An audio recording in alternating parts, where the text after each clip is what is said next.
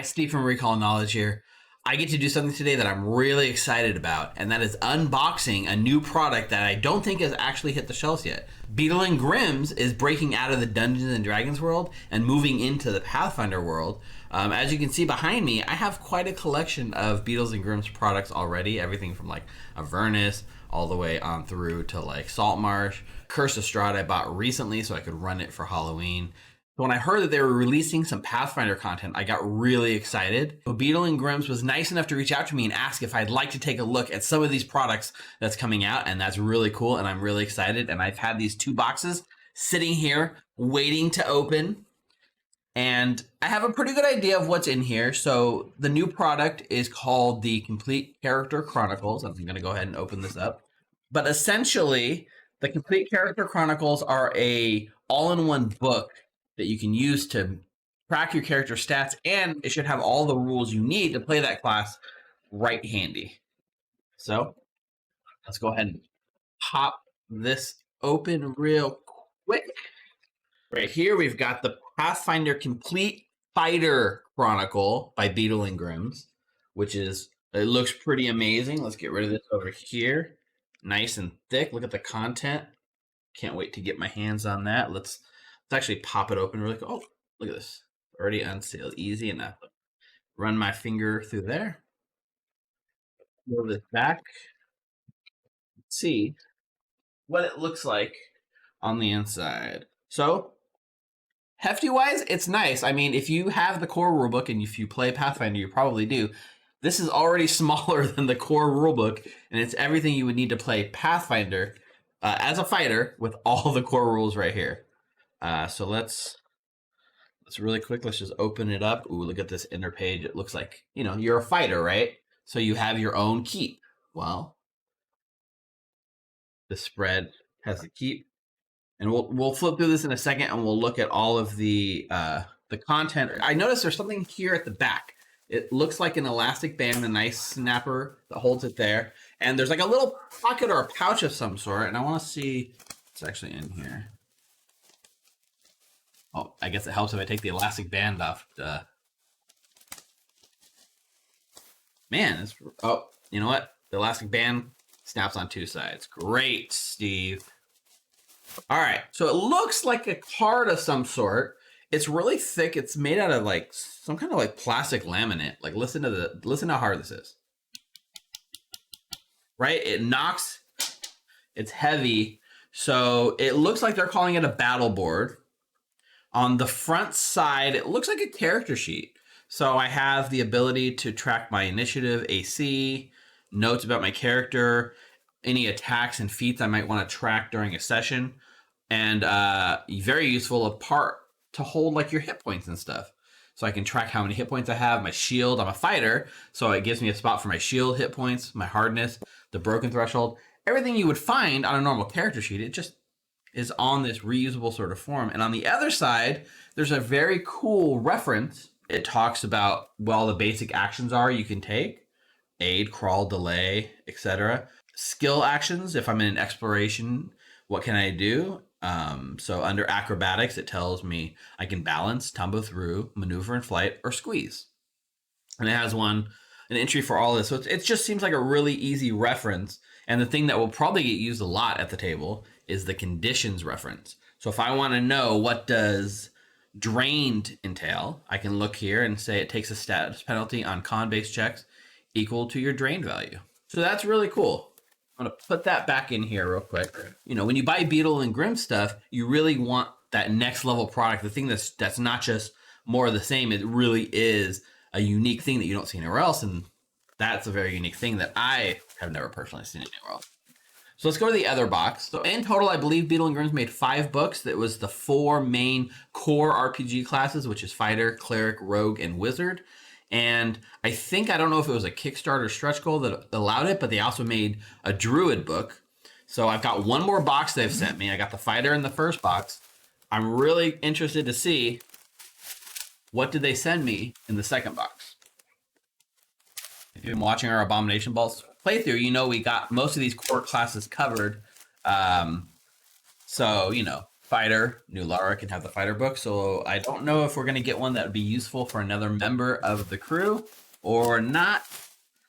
Nice packaging, and we're going to open this up right here. It looks like, any guesses out there? I've got the complete Wizard Chronicle. Now, we actually don't have a wizard in our game. It's a class I don't know a lot about. I haven't seen it in action in Pathfinder, but it's one of my favorite classes to play traditionally in Dungeons and Dragons. I would probably play one in Pathfinder given a chance. I really like the sort of spell casting mechanic and the preparing and that idea of being a wizard that, you know, gathers as many spells into a spell book as you can. So I wonder, this should theoretically have a list of all the spells that the wizard has access to in one source. So I want to take a quick look. Let's look at the thicknesses, right? They look comparably thick. If you look at the side, right? I would expect the wizard would have been longer because the wizard has way more spells to choose from than a fighter who has traditionally less options. I mean, I know there's tons of feats and things. So I'm curious to see, you know, what they've done to sort of bridge that gap between the page count. So if I open this book just really quick, we're going to take an inside look in a second, but we can see instead of a fighter's keep, we have a nice detailed wizard's tower for us to make our own. And let's see, in the back, we still have the same little pouch. Let's pull it off top and bottom this time and see what our battle board looks like as a wizard. Same, nice hardness. I love that knock. So it looks to be similar. It still has, instead at the top, it has spell attack, spell DC, armor class. It still has a spot for the hit points, including shield and the ability to sort of have a hardness on my shield and such. Even though I'm a wizard, instead of the actions section here, the actions and feats, it instead lists prepared spells. You look up close, you can see where it has the 1, 2, 3, and reactions. So you can mark how many actions that spell actually takes to cast, which is pretty cool. It even has a spot at the bottom down here for magical allies, in case you have a familiar traveling with you, and hit points, attack bonuses, etc. to track on there. And on the back, the same reference list that the fighters had, it looks to be the same, which makes sense, right? You would want the same sort of reference for all classes. I mean, maybe as a wizard, I want to know special things about what does my school mean or what is a focus spell and things like that. But all the stuff that's here is you know, pretty useful for all classes. So I understand why they did it like that. So now that we've taken a look at both of the books on the outside, let's open it up and check out what it looks like on the inside, because I'm really excited to see. So we'll start by looking at the complete Fighter Chronicle, which I'm excited. So I've already looked at the inside. We can see we got like a sample keep for a fighter. Have the opening page, which looks like some nice splash art with Valeros. And so we start with our certificate of live birth. And I guess it's interesting, right? It's more than just the rules. It's a way for us to make a character. So think of this as a single character sheet, and your character would use this book. So this book is dedicated to the character, which is also kind of cool because if you play this class, you kind of got this keepsake memory that you can keep at the end, right? That's interesting. So I can see right up here, we're in the tab for a character right now. Name, place of and date of birth, ancestry and gender, birthmarks, note the location of your birthmark. Is your birthmark shaped like a weapon? Yes, no. Talk about what you were raised by. It's pretty cool. And this is a more common character sheet. You have your name, your AC, your strength, all the stats that you would have on a character sheet normally in the book. And then a list of all of the items that you hold and where you wear them, all your consumables, pages for inventory, all your permanently stowed items and supplies.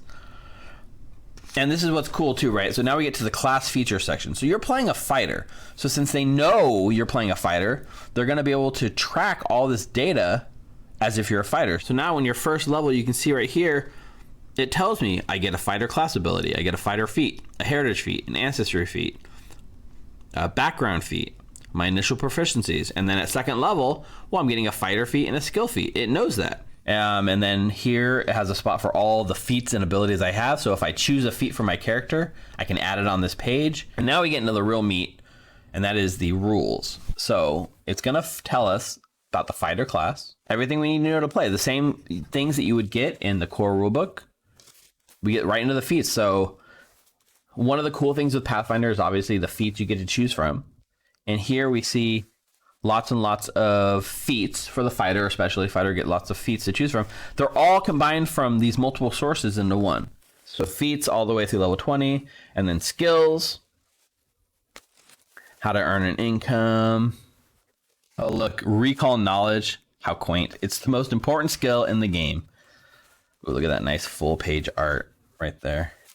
After we get through all of these skills, what do we got after that? Because we got the skill feats, class features. What else do we have?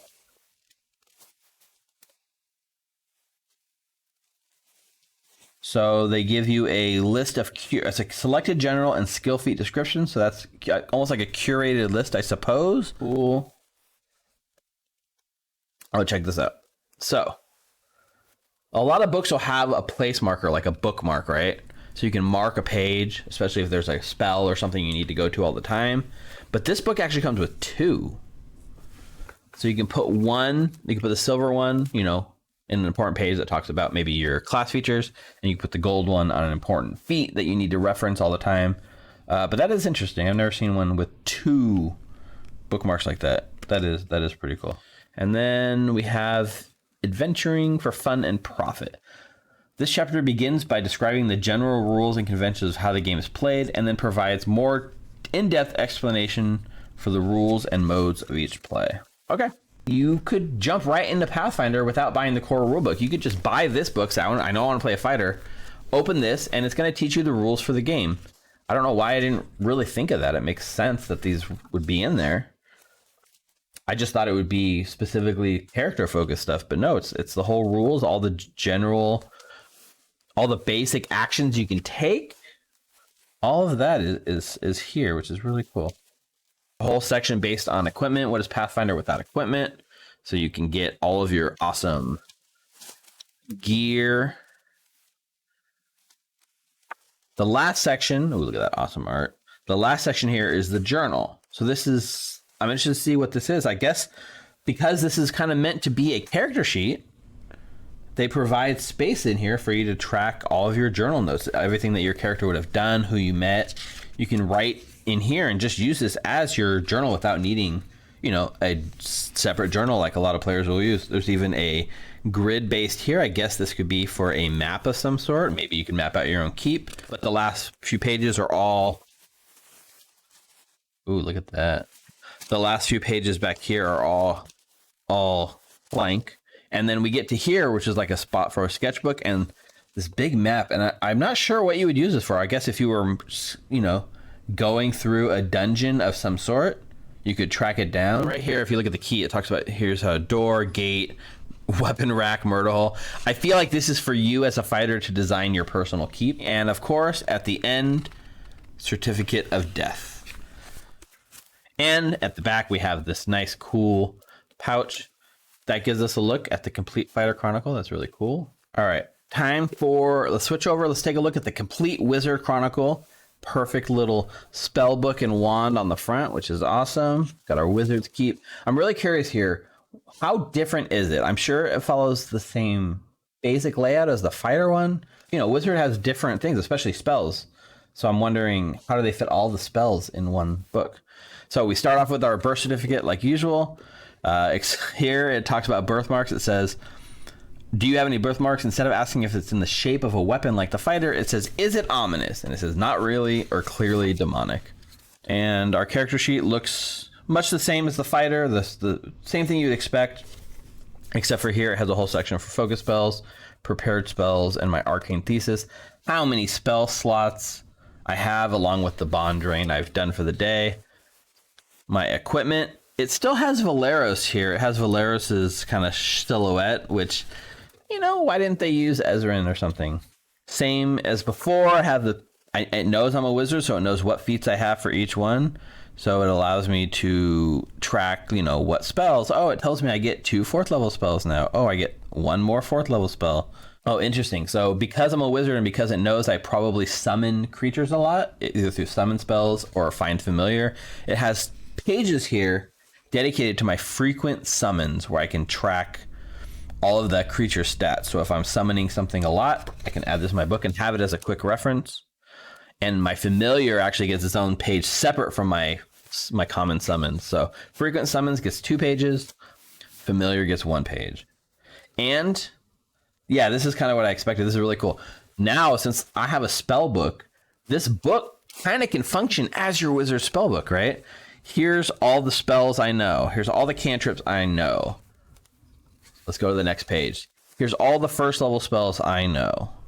Here's all the 2nd level spells I know. So 1, 2, 3, 4, 5, 6, 7, 8. They give you 10 slots per... Oh, actually 12 spots per level dedicated to spells that you have in your book. So 1st level spells, 2nd level spells, and 9th, and of course 10th, which it only gives you... It actually scales down a bit, so once we start getting into 9th level spells, it only gives me 8 spots to put spells, and 6 for my 10th level spells. So it's kind of cool, like when you're a wizard and you're like, do I have a spell for this situation? You can actually flip through a physical book and be like, what spell is right for this situation? And that's kind of cool. And then if you had any other spells that didn't fit, there's just some spillover, additional spells. And we get to the rules and references. I see here now across the side, right, we have character, class, spells, and journal. What was it the fighter one said? It was character, class, equipment, and journal. So for the wizard, it looks like they switched out the equipment section from the fighter, which had all adventuring gear, shields, armor, weapons. It replaces all of that with spells. I guess it makes sense because as a wizard, you wouldn't necessarily need to know what all the attributes on a very unique piece of weapon you might want to be picking up is. So they just swap out the equipment for the spells section, which is... It makes sense when you think about it, right? It's a logical way to do that. So here we go. Wizard class, my class table, everything that's straight from the core rulebook. I wonder if it goes over like staffs and wands and how the rules work for those. There we go again, right at the top of the page. Recall knowledge. Wizard basis. Recall knowledge. The most important skill in the game. Okay, it goes into focus. What is a focus spell? Here's the focus spell you can do. Now, how does it deal with your schools, right? Your arcane school. So I see it does a 2-page spread here where it talks about the arcane schools and gives you a little bit of each one, and it tells you what spell you learn if you do that. Okay, so that's all it is. Oh, here we go right here. Look, just like I was saying on the sidebar right here, casting spells from a staff. They do a sidebar here. If you're a wizard, you're going to be using a staff a lot, right? And how does that rules work? Right here on the page, ready to go. Exactly what I would expect to find. So good job on that layout, Beadle and Grimm. Good job. And here we go. We got the 2 bookmarks again. This one is white and purple versus the silver and gold that the fighter book had. I feel like as a wizard, you might need to have more of these to mark like some of your favorite spells, but 2 is still pretty cool. All right, and now we're into what I would say is the meat, the spells and the spellcasting section. So it gives you an overview. What are the magical schools? Everything from adjuration through transmutation. There's a little guide that shows you, well, what does a 30-foot burst versus a 10-foot emanation look like? That looks like new art, not art I've seen in the core rulebook. I'm going to look that up real quick. Yeah, so look at that. So if you look at the core rulebook, you can see it conveys the same information, but it's not as stylish, right? It's just gray on gray. But here they've gone and done this really cool artwork that, shows you here's like a poison spray, here's a fire one, here's a lightning one. They look a lot cooler here than they do in the core rulebook. So props for that art. There is some unique custom art in here after all. And as a wizard, you are limited to the arcane spell list. And so here we have arcane spells along with a quick, it looks like they do the quick list. Here's all the arcane cantrips and 1st level spells. So here you can see it actually has every spell, and then you can see a page number where that spell is described in detail in the same book. And here's the full spell descriptions. So this is a page where you're probably going to be referring a lot. This is probably where you're going to use your bookmarks. I need to be able to get back to this page really quick. And let's see, the Fighter. So the Fighter journal started on 166. Here, the Wizard one starts on 174. So that means there's a little bit more content in the Wizard one, which, you know, you would expect because you got to cover all the spells. So the Wizard book actually does have more pages than the Fighter book, which means it has the same number of journal entries. We can see, so it has the same pull-out page.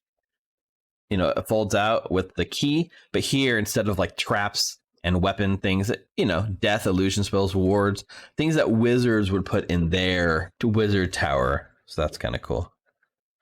And that does it for the complete Wizard Chronicle.